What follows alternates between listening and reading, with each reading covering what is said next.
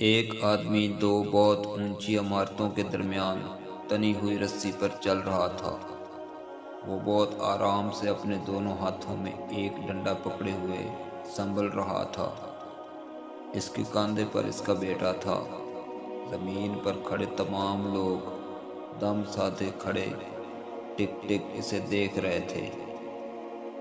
جب وہ آرام سے دوسری عمارت تک پہنچ گیا تو لوگوں نے تالیوں کی بھرمار کر دی اور اس کی خوب تعریف کی۔ اس نے لوگوں کو مسکرا کر دیکھا اور بولا، کیا آپ لوگوں کو یقین ہے میں واپس اسی رسی پر چلتا ہوا دوسری طرف پہنچ جاؤں گا؟ لوگ چلا کر بولے، ہاں ہاں تم کر سکتے ہو۔ اس نے پھر پوچھا، کیا آپ سب کو بھروسہ ہے؟ لوگوں نے کہا، ہاں ہم تم پر شرط لگا سکتے ہیں۔ اس نے کہا، ٹھیک ہے، کیا آپ میں سے کوئی میرے بیٹے کی جگہ میرے کاندھے پر بیٹھے گا؟ میں اسے بحفاظت دوسری طرف لے جاؤں گا۔ اس کی بات سن کر سب کو سکتہ سا ہو گیا، سب خاموش ہو گئے۔ یقین الگ چیز ہے، بھروسہ الگ۔